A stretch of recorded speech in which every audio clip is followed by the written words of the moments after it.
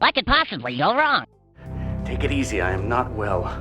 Let's be honest. Slasher movies are a dime a dozen, especially in the early 2000s, a time when the genre was desperately clawing its way out of the shadows of the Scream phenomenon. Bruh. Many of these films were disposable, forgettable, and churned out to cash in on a fleeting resurgence of masked killers and self-aware teens. But then, in the midst of these straight-to-video sequels and cookie-cutter killers, there emerged 2001's Valentine, a movie that critics of the time dismissed and audiences overlooked, only for it to quietly become one of the most criminally underrated slashers of its era.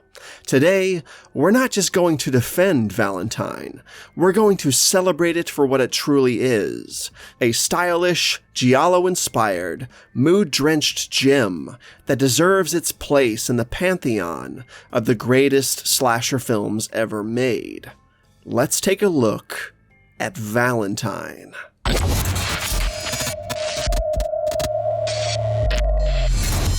From the opening credits, Valentine oozes atmosphere. It's not just a slasher, it's a film that borrows heavily from the visual and tonal language of giallo cinema, a subgenre synonymous with high style, mystery, and an almost operatic sense of violence. The dark, shadowy corridors, the lush and moody lighting, the obsession with voyeurism, the unforgettable Cupid mask, and of course, the black leather gloves. All of these elements scream giallo in the best ways possible. Director Jamie Banks, of urban legend fame, one of the most original and non-cookie-cutter slashers of the late 90s, might I add, crafts a world where everything feels just a little heightened in comparison to the quote-unquote real world.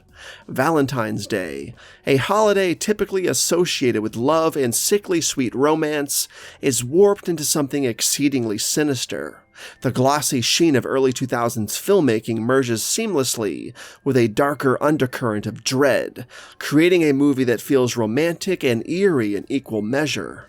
Blanks leans into the inherent creepiness of Cupid, the cherub-like symbol of love, and weaponizes it into one of the most haunting slasher aesthetics of its time.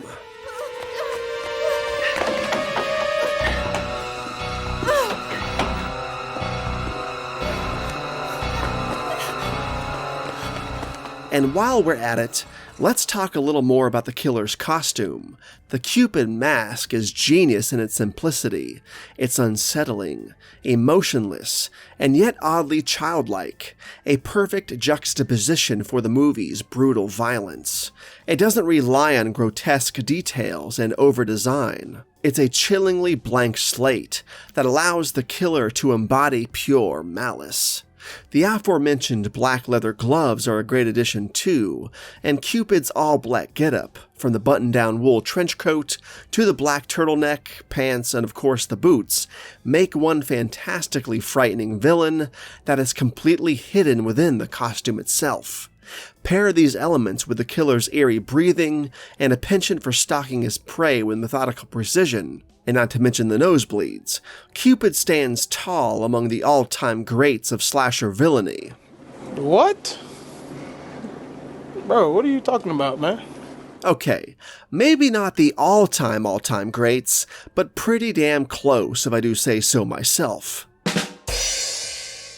But what about the actual kills in Valentine? Let me just say this: chef's kiss.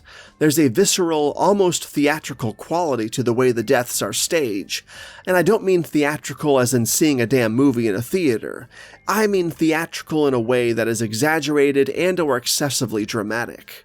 Take, for instance, the death by archery sequence, a callback to Cupid's origins as a love-struck archer turned lethal, outlandish, and insane in the best of ways. Or how about the hot tub scene, where Cupid maniacally drills into the plastic while his victim does everything in her power to evade certain death, only to then be electrocuted by the same weapon? It's insane. It's bizarre. and it's terrifying. These kills are over the top and brutal, but stylish and memorable. Gruesome, sure, but never gratuitous, and each one serves the story and mystery, rather than feeling like a throwaway kill.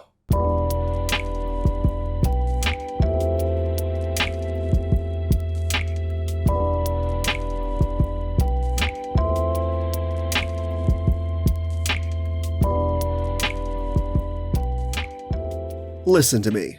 If you're going to make a great slasher, one that stands out, stands tall, and is sure to leave a mark, you better have a killer soundtrack to go along with it.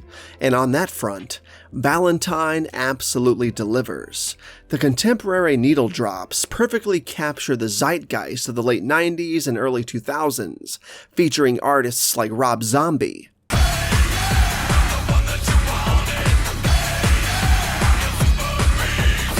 Orgy,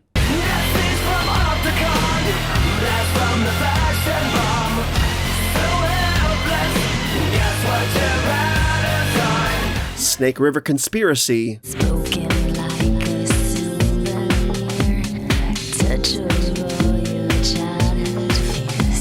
and others.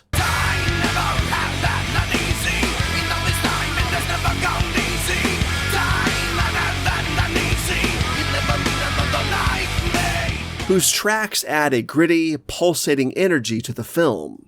It's the kind of soundtrack that not only dates the movie in a way that feels nostalgic, but also enhances the overall vibe, grounding the film in its time without feeling forced. It's one of those rare situations where hearing any one song off the album will flood your mind with images of the film. But we can't talk about the music of Valentine without also mentioning its unique original score by Don Davis, which is hauntingly effective. It's not bombastic or overdone, it's subtle, atmospheric, and perfectly complements the giallo influences with its moody strings and ominous undertones. And when it comes to original scores, especially scores from horror movies, I find Valentine's to be extremely underrated. Together, the original score and the contemporary soundtrack elevate Valentine beyond mere genre conventions, making it a feast for the ears as much as it is for the eyes. Jason likes your dress. Bruh. Unlike many slashers that serve up bland, one-note caricatures, Valentine gives us a surprisingly engaging ensemble cast. Denise Richards as Paige radiates confidence and sass but still feels human. There's Marley Shelton as Kate, the de facto final girl, who's refreshingly competent without falling into the trap of being too perfect. David Boreanaz stars as Kate's alcohol-abusing off-and-on boyfriend Adam, who may or may not enjoy murdering his girlfriend's friends and neighbors. And the rest of the cast, including Jessica Capshaw, Jessica Caulfield, and Katherine Heigl in the film's very memorable opening scene, rounds out a group of characters who feel more layered than the typical horror fare. They're flawed, relatable, and sometimes insufferable, but most importantly, distinct. But the film's quirkier side characters are what help makes this film such a blast overall. Weirdos like Scary Gary. You can be my mate, Kate. You're scary, Gary. The creepy detective Vaughn. Sexual tension. Let's be frank. Bruh. Max. What are you waiting for, honey? Wax it. And Jason. From an evolutionary point of view, Jason looks for an attractive young woman because he wants healthy children. And a young woman, like yourself, looks for a successful man, like Jason. This isn't just a body count movie either. It's a whodunit with real stakes and real mystery. As the bodies continue to pile up, the question of who's behind the mask looms large, and the script keeps you guessing until the very end. Is it the bitter on and off boyfriend, the weird neighbor, the detective, the creepy classmate from years ago? Jason? The movie balances its red herrings expertly, making the reveal feel earned and satisfying. At its heart, Valentine is a movie about rejection, obsession, and revenge, themes that are timeless and universal. It's a film that understands the emotional foundations of its killer's motivations without excusing them, weaving these elements into a narrative that feels both grounded and operatic. And while it plays with many of the tropes we've come to expect from slasher movies, it does so with a level of sophistication and style that very much sets it apart, proving that even well-trodden ground can feel fresh when approached with care and creativity. So, why does 2001's Valentine deserve more love? Because it's a movie that does everything right.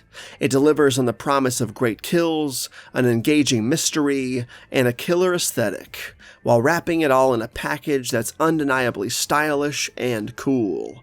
It's a slasher film with heart, literally and figuratively.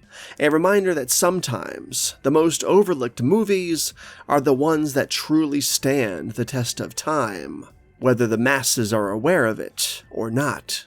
So, if you've dismissed Valentine as just another early 2000s horror flick, it's time to give Cupid a second chance.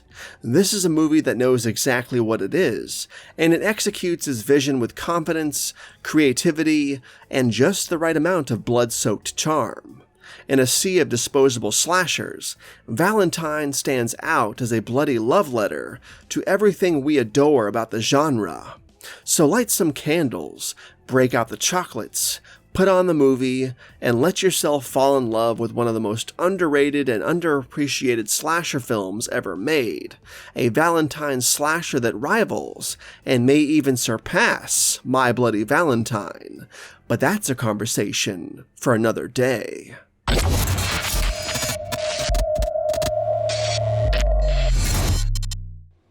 Brandon, I swear to God, you're embarrassing me.